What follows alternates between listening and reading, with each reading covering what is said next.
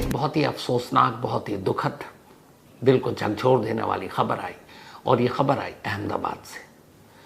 अहमदाबाद से आज दोपहर को 1:38 पर एयर इंडिया की एक फ़्लाइट अहमदाबाद से लंदन के लिए उड़ान भरती है। इस प्लेन में कुल 242 लोग सवार थे। इनमें से 230 पैसेंजर थे और 12 क्रू मेंबर। इस प्लेन को उड़ा रहे थे बहुत ही एक्सपीरियंस्ड एयर इंडिया के बड़े पुराने एम्प्लॉई कैप्टन सतीश सब्बरवाल, जबकि इस प्लेन के फर्स्ट पायलट थे क्लाइव कुंद्रा। कैप्टन सतीश सब्बरवाल को प्लेन उड़ाने का काफ़ी तजुर्बा था। अराउंड 4000 आवर्स से ज़्यादा उनका एक्सपीरियंस था प्लेन को उड़ाने का, तो उनके एक्सपीरियंस में कोई कमी नहीं थी। दोपहर 1:38 पर टेक ऑफ होता है अहमदाबाद एयरपोर्ट से और लंदन में लंदन के टाइम के लोकल टाइम के हिसाब से 6:05 पर वहाँ लैंड करना था। ये डायरेक्ट फ्लाइट थी, कोई स्टॉपेज नहीं था। जब लंदन में इस प्लेन को लैंड करना था तब इंडिया में उस वक्त टाइम होता है अराउंड 10:30 या 11 के आसपास रात के। प्लेन अपने वक्त पर और तय वक्त पर इस प्लेन ने उड़ान भरा 1:38 और 39 के दरमियान। इस प्लेन का नंबर था A1 यानी एयर इंडिया 171। ये जो फ्लाइट थी ये 787 बोइंग ड्रीम लाइनर थी। 787 बोइंग ड्रीम लाइनर। सबसे हैरानी की बात यह है कि पूरी दुनिया में 787 बोइंग ड्रीम लाइनर ये जो प्लेन है, ये जो इसका मेक है, ये आज से पहले कभी कोई क्रैश ही नहीं किया। 787 बोइंग के क्रैश करने का ये आज पहला इंसिडेंट इस दुनिया में हुआ है। इसका रिकॉर्ड इतना बेदाग रहा है, लेकिन आज ये हादसे का शिकार हो गया। यानी बोइंग 787 ड्रीम लाइनर पहली बार किसी हादसे का शिकार हुआ है पूरी दुनिया में।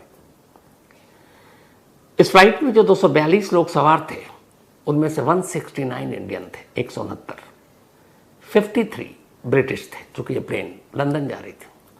इसके अलावा इसमें 7 लोग जो थे वो पुर्तगाल के थे और एक कनाडा के। तो इस तरीके से 61 फॉरेन नेशनल थे, 169 इंडियन और 12 क्रू मेंबर।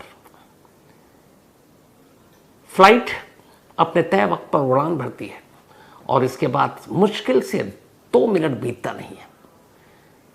अहमदाबाद के रनवे से सिर्फ और सिर्फ 625 फीट 625 फीट की दूरी पर यह प्लेन थी और अचानक इसने अपना हाइट लूज कर दिया। ये लिफ्ट नहीं हो पा रही थी, मतलब ऊपर की तरफ। एयरपोर्ट के आसपास हर शहर में बस्तियां होती हैं, यहाँ पे भी एक बस्ती थी और प्लेन धीरे धीरे जब टेक ऑफ करने के बाद ऊपर जाने के बजाय धीरे धीरे नीचे आती है। फिर एक इमारत दिखती है, उस इमारत के पीछे ये प्लेन जाता है और उसके बाद एक आग का गोला नजर आता है। अब जाहिर सी बात है, जहाँ पर ये प्लेन गिरा आसपास बस्ती है, बस्ती में लोग थे, बहुत सारे जो ज़मीन पर लोग थे उनके भी घायल होने की खबर है। अभी तक ये पता नहीं चल पाया है कि इन 242 लोगों में जो प्लेन के अंदर सवार थे या ज़मीन पर जिस बस्ती में ये प्लेन गिरा वहाँ कितने लोगों को नुकसान पहुँचा है। बचाव का काम ज़ोरों पर है। दिल्ली और आसपास से बचाव दल, NDRS और बाकी टीमें वहाँ पहुँच चुकी हैं। सिविल एविएशन मिनिस्टर वहाँ पहुँच रहे हैं, होम मिनिस्टर वहाँ पहुँच रहे हैं। जो बचाव का काम है वो सारी चीज़ें अब शुरू हो गई हैं देखने के लिए। लेकिन एक सवाल वो ये कि जो 787 बोइंग आज तक कभी क्रैश नहीं किया, आज पहली बार ये कैसे हादसा हुआ। तो जाहिर सी बात है कि जब जांच होगी इसके बाद ये सच्चाई सामने आएगी। लेकिन आपके पास आने से पहले कई ऐसे एक्सपर्ट्स, कई ऐसे पायलट, एविएशन एक्सपर्ट्स, उनसे मैंने बात की और उन्होंने जो कुछ बताया है, जो फिलहाल शुरुआत में नज़र आ रहा है कि यह हादसा क्यों हो सकता है, वो आपके सामने रखता हूँ। अगर आप लोगों ने सोशल मीडिया पर देखा हो तो ये प्लेन जब टेक ऑफ के बाद धीरे धीरे नीचे उस बस्ती की तरफ गिर रहा है तो प्लेन के इंजन्स में कहीं आग दिखाई नहीं दे रही। आग न दिखाई देने का मतलब ये है कि इस प्लेन को किसी बर्ड ने हिट नहीं किया। अमूमन जब टेक ऑफ या लैंडिंग के वक्त ही जो बर्ड हिटिंग के केस होते हैं वो या तो टेक ऑफ के वक्त होता है या लैंडिंग के वक्त, और जब बर्ड हिटिंग होती है तो वो सीधे इंजन में होता है और उस बर्ड हिटिंग के दौरान में आग लगती है। लेकिन दोनों इंजन सही सलामत, उसमें से कोई आग का शोला या गोला दिखाई नहीं दे रहा। इसका मतलब ये बर्ड हिटिंग का केस नहीं है। तो फिर क्या है? टेक ऑफ के बाद जितने भी प्लेन क्रैश किए हैं उसकी कुछ ही वजह होती हैं। पहला, या तो इंजन फेल हो जाए, लेकिन बोइंग और इस तरह के प्लेन में एक इंजन नहीं, दो इंजन होता है। तो अगर एक साथ दो इंजन फेल हो, ये पॉसिबल नहीं है। एक ही इंजन एक वक्त में फेल हो सकता है, और एक फेल भी हो जाए तो दूसरा इंजन इस काबिल होता है कि वो आपको आपकी मंजिल तक पहुंचा सकता है। तो पहली चीज़ कि दोनों इंजन एक साथ फेल हो, इस बात की गुंजाइश है ही नहीं। यानी इस क्रैश के पीछे बड हिटिंग के अलावा अब इंजन फेलियर की भी गुंजाइश कम बचती है। दूसरा, कोई टेक्निकल फॉल्ट हो सकता है, इससे इनकार नहीं किया जा सकता कि प्लेन में कुछ डिफेक्ट हो ऐसा जिसकी वजह से अचानक पायलट को प्लेन पर अपना कंट्रोल रखना मुश्किल हो गया और उसकी वजह से गिरा।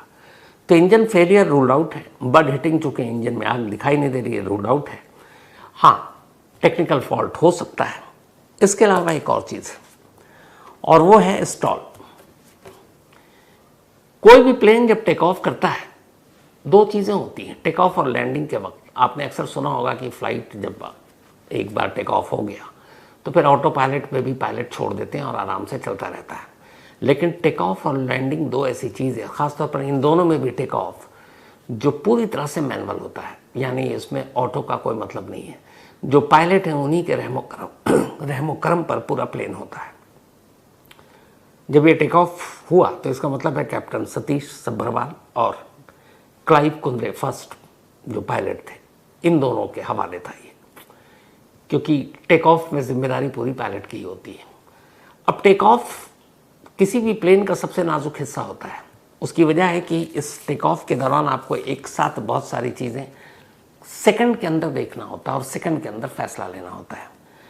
जैसे आपको, अगर आप जाते हैं तो आपको रनवे क्या है, मौसम, प्लेन की स्पीड, रनवे पर स्पीड, ये सारी चीज़ें एक साथ देखनी होती हैं।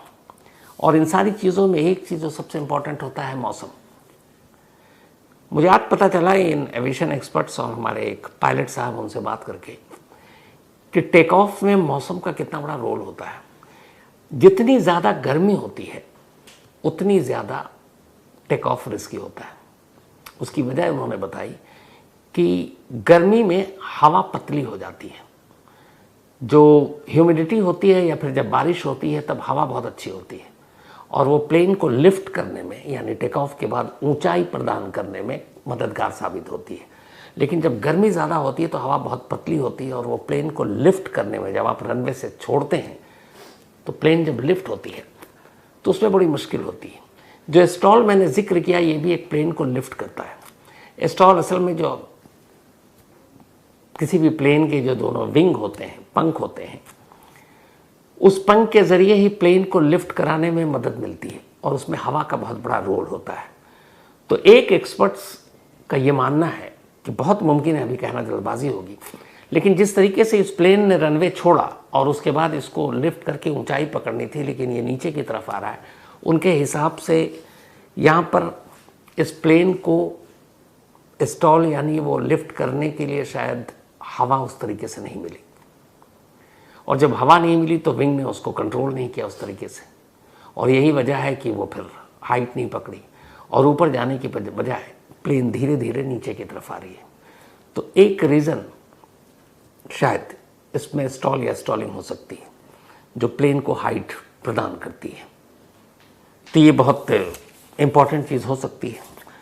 अब टेक ऑफ के वक्त पायलट को अपनी स्पीड देखनी पड़ती है रनवे पर। आपको याद होगा मैंगलुरु में कुछ साल पहले एक प्लेन क्रैश किया था, वो भी एयर इंडिया का था, जो शायद गल्फ से आ रहा था। तब मैं वहाँ था, उसको कवर करने के लिए गया था। उसमें उस प्लेन ने, वो रनवे से आगे निकल गया था, तो वहाँ पर जजमेंट गलत हो गई थी पायलट साहब की, और वो मैंगलुरु का वैसे भी वो रनवे जो है काफ़ी छोटा है, तो उसके बाद खाई में गिरा था। तो जब टेक ऑफ होता है या लैंडिंग, इन दोनों में रनवे की लंबाई और स्पीड दोनों बहुत मायने रखती है। कहते ये हैं कि जब किसी भी प्लेन का टेक ऑफ होता है तो एक ख़ास स्पीड जब वो पकड़ लेती है, उसके बाद उस पायलट के हाथ में भी ये कंट्रोल नहीं होता कि अगर उस वक्त कोई टेक्निकल फॉल्ट आ जाए या कोई और चीज़ उसे पता चले कि उस प्लेन को वापस रोक सके। क्योंकि और एवरेज जो होता है, एक ठीक ठाक रनवे है लंबाई में आइडियली 300 किलोमीटर पर आवर की स्पीड उस रनवे पर पकड़ती है, और जैसे ही मैक्सिमम 300 पर, अलग अलग मौसम के हिसाब से भी कई बार ये स्पीड ऊपर नीचे होती है।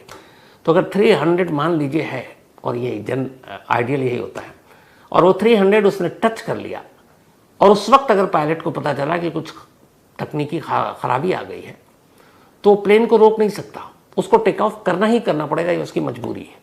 अब वो वापस उसके बाद फिर क्या करता है, वापस लाता है, वो ठीक है, लेकिन आप मैक्सिमम स्पीड जब टच कर लेते हैं तो आपको रनवे छोड़ना ही छोड़ना है। फिर यहाँ से पायलट की अपनी जो सारी चीज़ें हैं वो काम आती हैं।